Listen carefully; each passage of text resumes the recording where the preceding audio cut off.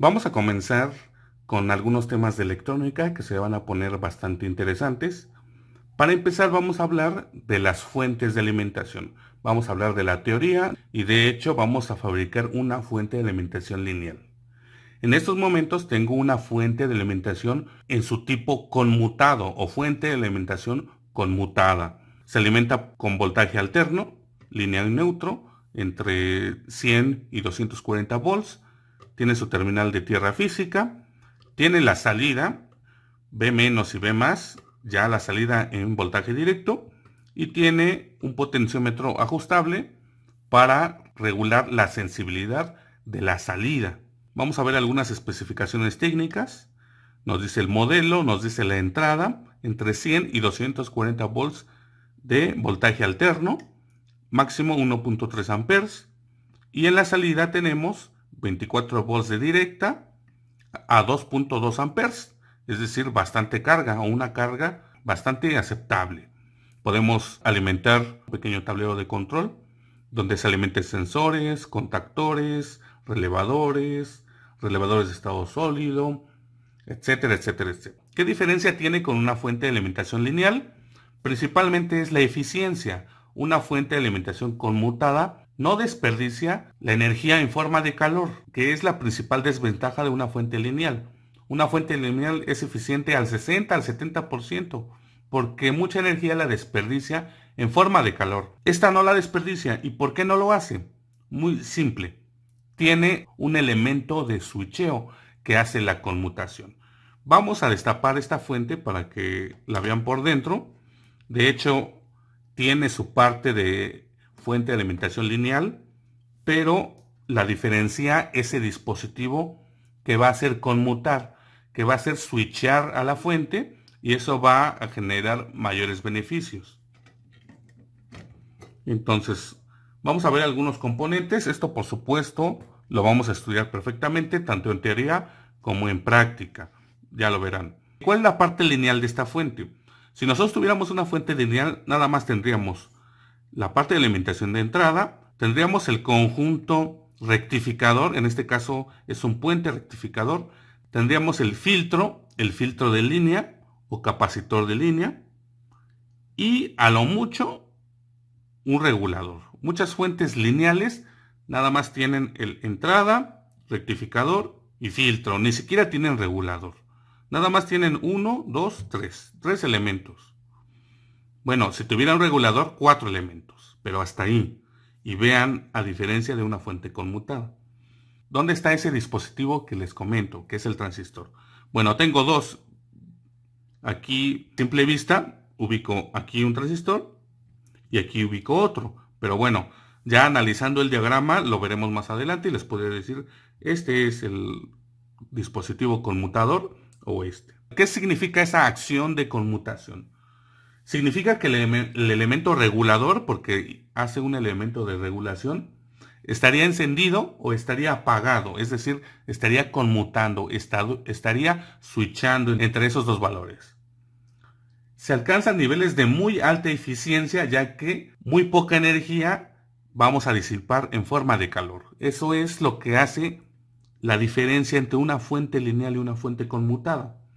Como resultado de esa alta eficiencia y los bajos niveles de disipación de calor, las fuentes de alimentación de modo conmutado pueden ser más compactas.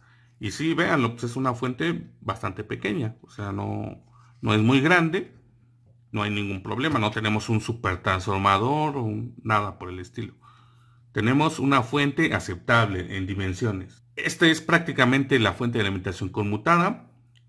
Les quiero mostrar. Quizá no conocemos bien los elementos, los dispositivos, pero ahorita que comencemos a analizar el diagrama, porque lo voy a hacer así a lápiz, y vamos a empezar a analizar todos los elementos, por ejemplo, los diodos, que aquí están los diodos rectificadores, o aquí tenemos el puente rectificador. Por supuesto vamos a analizar la función del filtro o el capacitor electrolítico, en este caso como capacitor de línea. Tenemos dos transformadores, pero aquí uno es un transformador de alta frecuencia, también lo vamos a ver. Los capacitores, por supuesto, electrolíticos, cerámicos, si hay de tantalio, pues también los vamos a ver. Vamos a ver sus valores, vamos a ver las bobinas con núcleo de ferrita, por supuesto los transistores.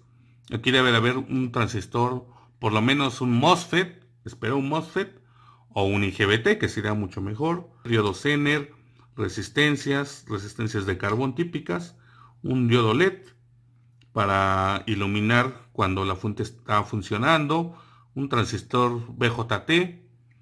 Bueno, vamos a ver cómo está construida esta fuente, la vamos a poder analizar.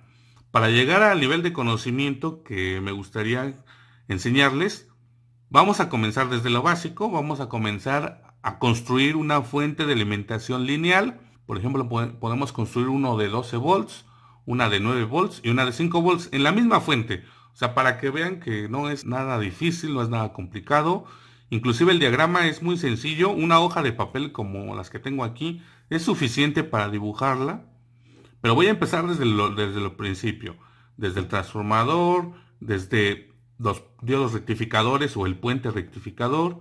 Vamos a agregar el filtro, vamos a agregar los reguladores, porque yo sí voy a poner reguladores para por lo menos que sea una fuente lineal, pero con voltaje constante, que sea un voltaje adecuado. Pero en ese pequeño diagrama voy a analizar qué es lo que hace el voltaje alterna, cómo se comportan los diodos rectificadores, cuál es la polarización directa, cuál es la polarización inversa. Después vamos a pasar al filtro. ¿Qué hace el filtro o qué hace este capacitor de línea? ¿Qué es lo que hace? ¿Cómo se comporta la alterna que llega a este capacitor? Y después de eso, pues nos vamos a pasar a los reguladores. Una vez que terminemos esa fuente de alimentación, que la vamos a construir, aquí la vamos a diseñar, la vamos a poner en el protoboard y después, si quieren, las mandamos a construir en las PCBs. Es una fuente muy sencilla, pero quiero que aprendan la teoría y a la vez también con la práctica.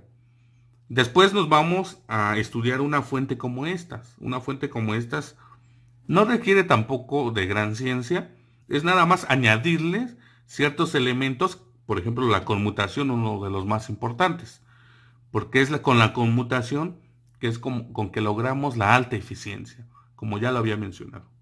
En el siguiente video vamos a empezar ya de una vez con la construcción, vamos a dibujar el diagrama y una vez que hagamos toda la teoría, nos pasamos a la práctica para que adquieran los componentes y después de terminar esa fuente de alimentación, pues nos pasamos a la fuente de alimentación conmutada, que ahí sí ya se viene más interesante. Recuerden también visitar el blog www.electroclub.com.mx. Si ustedes quieren obtener mis archivos descargables que yo comparto en todos mis videos, suscríbanse al boletín de noticias y ahí yo les mando todos los archivos. Bien, por el momento es todo, me despido y nos vemos en el próximo video.